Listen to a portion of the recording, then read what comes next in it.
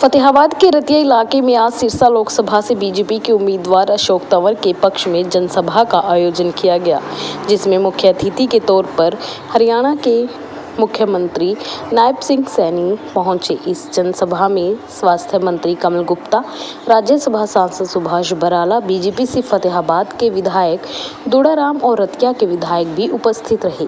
Media से बातचीत करते हुए मुख्यमंत्री नायब सिंह सैनी ने कहा कि बीजेपी ने 400 पर का लक्ष्य रखा है और 400 सीट बीजेपी पार करने जा रही है। उन्होंने कांग्रेस के मैनिफेस्टो को लेकर कटाक्ष किया और कहा कि 55 साल देश पर राज करने के बाद भी कांग्रेस के ये हालात आ गए हैं कि उन्हें न्याय की गारंटी देनी पड़ रही है।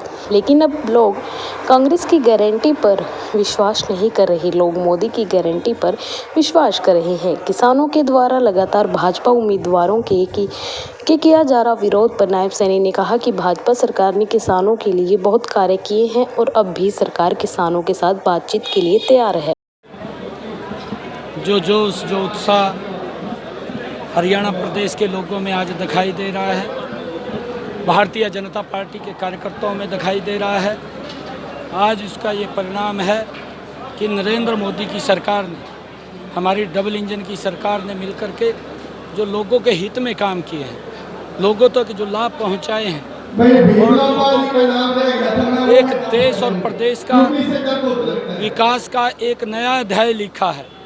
आज लोग इस बात की चर्चा कर रहे हैं कि काम हुए हैं, गरीब की चिंता हुई है, महिला की चिंता हुई है, किसान की चिंता हुई है, युवा की चिंता हुई है, युवा का विश्वास बढ़ा है, महिलाओं के अंदर एक सुरक्षा का भाव इस सरकार के अंदर आया है कि अगर कोई व्यक्ति हमारी चिंता कर रहा है तो नरेंद्र मोदी कर रहा है। आज किसान को लगने लगा है कि हमारी कोई अगर किसी ने चिंता की है तो नरेंद्र मोदी की सरकार में चिंता हुई है। आज गरीब के चेहरे पर मुस्कान आई है। लगातार गरीब लोगों को भी योजनाओं के साथ जोड़ करके उनको मजबूत करने का काम इन 10 वर्षों में हमारी सरकार ने किया है। आज इसका परिणाम है कि बड़े मैंडेट के साथ 10 की 10 लोकसभा की सीटें आज हरियाणा प्रदेश के लोग नरेंद्र मोदी जी के पास भेज करके तीसरी बार प्रधानमंत्री बनाने मुआवजे की मांग कर रहे हैं सर, जो जिनका मुआवजा पेंडिंग रह गया था उनका मुआवजे की मांग लगातार चल रही है सर। देखिए, आज मेरे पास वो विषय आया है और उस विषय को मैं चेक कराऊंगा कि पुराना जो मुआवजा है वो कैसे रुका है, किन कारणों से रुका है और देख करके उसके बारे में। कांग्रेस ने मैनिफेस्टो जारी किया है आज, कांग्रेस ने मैनिफेस्टो जारी किया, न्याय पत्र के नाम से मैनिफेस्टो जारी किया कांग्रेस ने। देखिए, 55 सालों के अंदर तो न्याय नहीं दे पाए। आजकल कांग्रेस गारंटियाँ दे रही है कि हमें वोट दो, हम गारंटी देते हैं ये करेंगे, हमें वोट दो, हम गारंटी देते हैं वो करेंगे। अरे जो 55 साल तक इस देश के ऊपर सत्ता में रहा हो, वोट लेने के लिए उसको गारंटी की आवश्यकता पड़ गई हो। आज कांग्रेस की गारंटी के ऊपर कोई विश्वास नहीं कर रहा। आज तो नरेंद्र मोदी की गारंटी के ऊपर विश्वास कर रहा है और देश नरेंद्र मोदी जी के साथ खड़ा है। 10 वर्षों के अंदर हर वर्ग की चिंता हुई है, हर व्यक्ति को मजबूत किया है, हर व्यक्ति को लगने लगा है कि ये सरकार मेरी है। ये विश्वास अगर जगा है, देश के 140 करोड़ लोगों में जगा है। कांग्रेस के लोग आजकल गारंटियाँ दे रहे हैं ये इंडी गठबंधन, ये भ्रष्टाचारियों का टोला है और ऐसे ऐसे इसके अंदर भ्रष्टाचारी हैं कि जिनके ऊपर भ्रष्टाचार को लेकर के FIR दर्ज है। कुछ जेल में गए हैं, कुछ जेल से बाहर आए हैं और कुछ जाने वाले हैं। आप अगर देखेंगे एक भी चेहरा साफ नहीं है, हर चेहरा कहीं ना कहीं भ्रष्टाचार में वो धंसा हुआ है। तीनों विधानसभाओं में से जो जिस विधानसभा से सबसे ज़्यादा लीड आएगी उसके विधायक को आप क्या इनाम देने वाले हैं? देखिए, लक्ष्मण नापा जी हमारे मित्र हैं, पुराने मित्र हैं, आज के नहीं, बहुत पुराने मित्र हैं। हमने पार्टी में इकट्ठा काम किया है और लक्ष्मण नापा जी कोई भी इस क्षेत्र की समस्या लेकर के आएंगे उसको हम प्रायोरिटी के ऊपर आगे करेंगे। ये हमारी सोच है कि हरियाणा का समान रूप से विकास वो हो, उसको लेकर के मनोहर लाल जी ने भी लगातार सबका साथ, सबका विकास, सबका प्रयास और सबके विश्वास को लेकर के काम किया है और मनोहर लाल जी के उस विजन को हम मजबूती से आगे बढ़ाने का काम करें। रणदीप सिंह सुरजेवाला देखिए, कांग्रेस ने कभी भी महिलाओं का सम्मान नहीं किया है। वो लगातार महिलाओं को अपमानित करते रहते हैं। एक बार तो इन्हें रणदीप सुरजेवाला ने मंच के ऊपर से बेटियों को गाली दे दी थी, आपके ध्यान में होगा, इसकी वीडियो बड़ी वायरल हुई थी। और इसका बापू, क्योंकि जैसा बापू वैसा बेटा, ये अपने बापू के भी और रील दिखाई दे सबको, उसकी रील भी थी। ये कांग्रेस ने कभी भी महिलाओं का सम्मान नहीं किया। और नरेंद्र मोदी जी के नेतृत्व में अगर आप देखेंगे कि आदरणीय प्रधानमंत्री जी ने सबसे पहले जो एक कुरीति थी, बेटी बचाओ बेटी पढ़ाओ का नारा दिया और उसके तहत लाखों बेटियों को जीवन दान मिला है। ये काम नरेंद्र मोदी जी और हमारी डबल इंजन की सरकार ने किया है। सेल्फ हेल्प ग्रुप के माध्यम से महिलाओं को सशक्त किया है।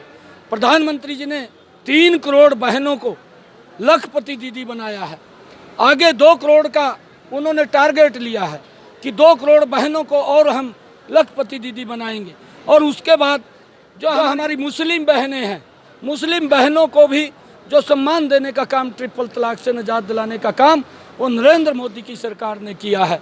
आदरणीय प्रधानमंत्री जी ने हमारी वो 15,000 नमो ड्रोन दीदी जो हमारी सेल्फ हेल्प ग्रुप की बहनें थी, उनको ट्रेनिंग दे करके उनको आगे बढ़ाने का काम वो इन्हीं 10 वर्षों के अंदर नरेंद्र मोदी की सरकार ने किया।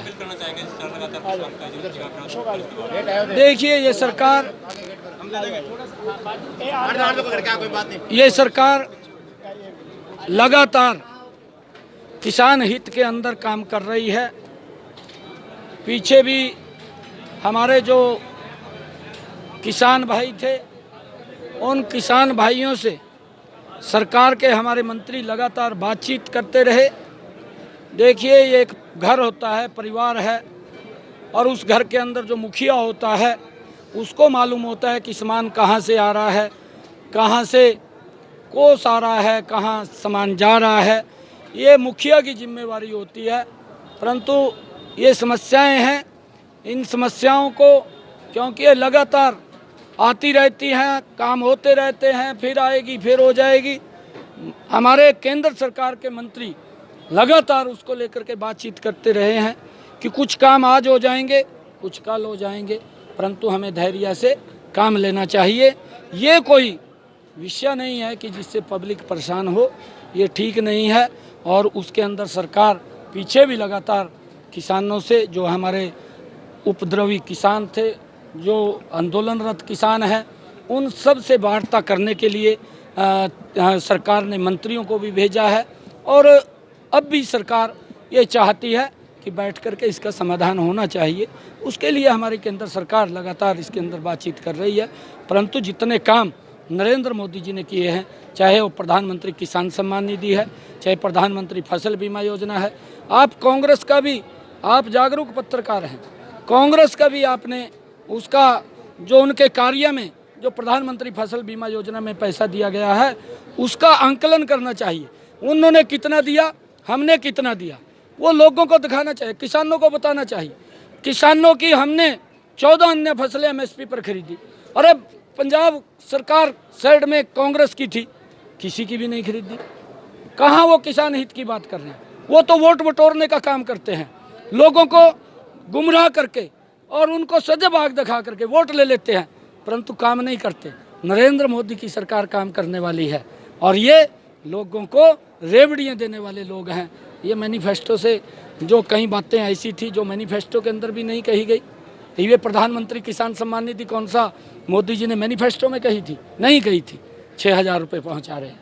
प्रधानमंत्री फसल बीमा योजना, अरे उसका आंकलन करिए। मैंने बताया है 12,000 करोड़ रुपया हरियाणा के किसान को मुआवजा दिया गया है।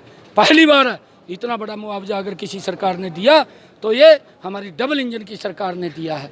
कांग्रेस का भी आंकलन कर लीजिए, कितना का दिया? 2 रुपये का चेक आता था, किसान घूमता रहता था। अरे सब्सिडी के ऊपर ट्रैक्टर मैंने खुद दिए।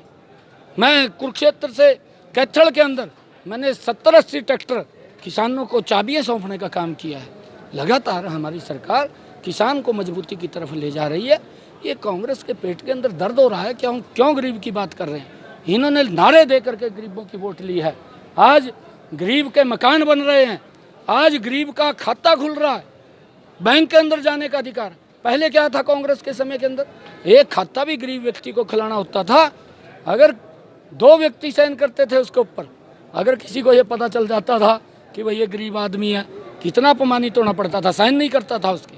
परंतु ये सम्मान भी अगर किसी ने दिया, ये नरेंद्र मोदी की सरकार ने दिया कि आज गरीब व्यक्ति भी सर ऊंचा करके बैंक के अंदर जा सकता है, उसको लाभ ले सकता है। अगर किसी का खाता बैंक में नहीं है, बैंक उसको क्या हेल्प करेगा, उसका खाता तो है नहीं वहाँ पर, परंतु जब उसका खाता होगा तो बैंक उसको हेल्प करेगा।